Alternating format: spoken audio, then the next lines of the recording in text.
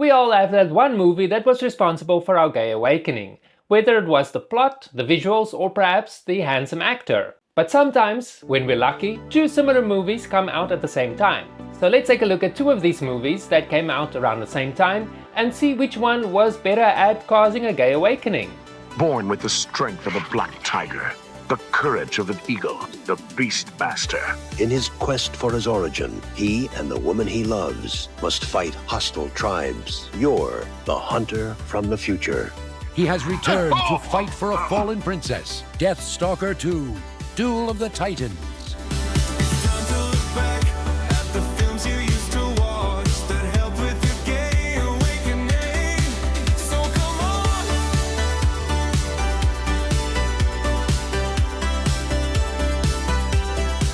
Back in the 80s, when everyone had a VCR, most of us watched a movie that seemed to have been made just to make everyone who watched it a little bit breathless. It was called Beastmaster, and it featured sword, sand, and one very memorable torso.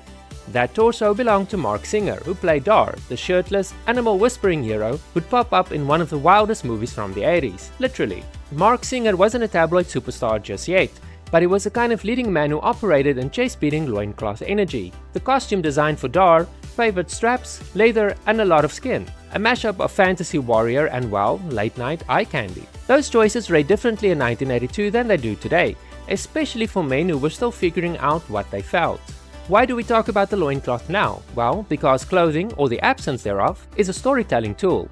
In Dar's case, the minimal clothing turned Mark Singer's physicality into part of the film's language. There are actual clips that woke something up in closeted gay men. I'm talking about those moments when the camera lingered on Singer's body, while the plot politely went about its business. Those images looped on cable and in rental stores, and for many closeted men, they were the first and safe point of recognition. The Beastmaster came at a time when fantasy films showed heroic bodies off a spectacle, but outside the spectacle, there were surprisingly intimate moments that viewers projected onto.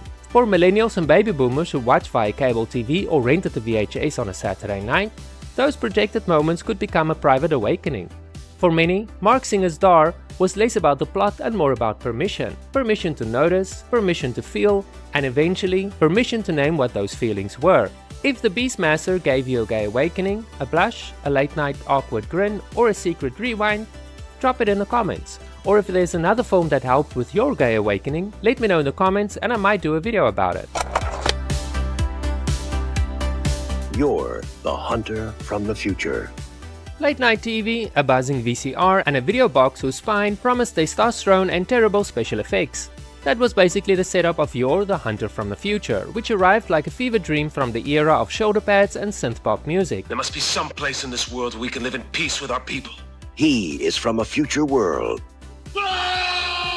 trapped in another time. But for a surprising number of quietly curious men, the film did something else. It flicked on a switch. Yor was the incoherent story about a prehistoric hero that meets sci-fi fantasy. Yor is a big blonde warrior who smashes dinosaurs and authority while wandering the landscape that's part barbarian epic, part low-budget future. It's loud, giddy, and totally unapologetic about its priorities. Ray Brown as the handsome Yor isn't subtle. Broad shoulders, sun-baked skin, and a face that's equal parts classic statue and discount action hero.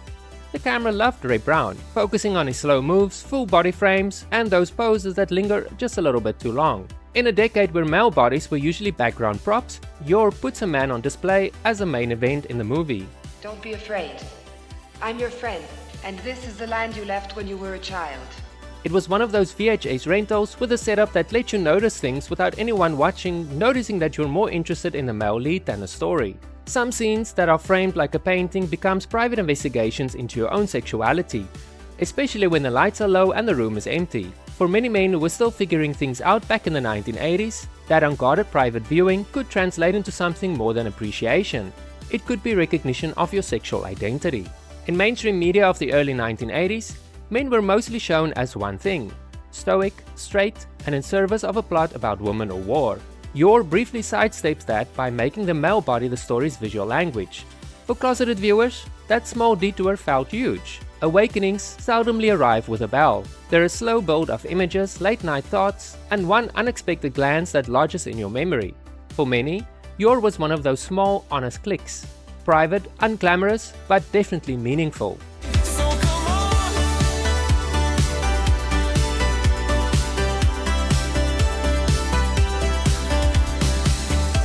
forget about high art epiphanies. Sometimes a late night VHS, a bargain bin fantasy flick, and a very charismatic sword wielding guy is enough. And for a surprising number of viewers, Jon Terlesky in Deathstalker 2 worked like a shortcut to queer recognition. It was difficult to choose between Deathstalker 1 and 2, but then I remembered Jon Terlesky's memorable scene in Chopping Mall from 1986. And Deathstalker 2 was the hands down winner. Let's talk about aesthetics. Sword and sorcery films put the male body front and center. Big swords, minimal armor, and lots of shirtless heroics. Scholars who study the genre point out how these films are designed to display masculine physiques as spectacle. Deathstalker 2 turns that up, but with a wink. For closeted viewers in the 1980s, campy fantasy films offered coded spaces to enjoy male beauty and intimacy without the language of representation that mainstream media denied them. Jon Terlesky wasn't just muscle. Critics and later commentators noted that his charisma and playful on-screen presence made him feel warmer and more mischievous than a lumbering Conan type. That accessibility made him an easier mirror for curious viewers. In other words, he made it feel okay to notice him. Now, I'm not saying that every guy that saw Deathstalker 2 had a life-changing revelation, but for many closeted men, especially in the 1980s, when queer images were scarce, a single recurring experience could crystallize something latent. You'll find the sparks in moments the movie isn't trying to be subtle about. Tight close-ups, the lingering shirtless chest, or a quip delivered with a flash of teeth. Jon Terlesky's Deathstalker 2 didn't set out to make people come out. It did something maybe more powerful for some viewers. It created a tiny, private space to notice, to rehearse desire, and to meet yourself without a script. That's how certain B-movies became unexpectedly important. So which one of these three films were the best at causing a gay awakening in my opinion? It's not hard to crown the Beastmaster as the ultimate spark for those quiet, eye-widening moments of self-discovery. The Beastmaster hit differently back then. Darth's tender vulnerability, whispering to Beast while showcasing that godlike physique, turned casual viewings into secret thrills, awakening curiosities with every heroic pose. And trust me when I say, this movie has a lot of those poses. Those late-night cable reruns, filled with epic battles and unspoken tensions, made it a gateway to fantasies, outshining the others in sheer magnetic allure that still brings a grin to the face of anyone who's remembering the rush like it's the first time seeing Mark Singer on screen.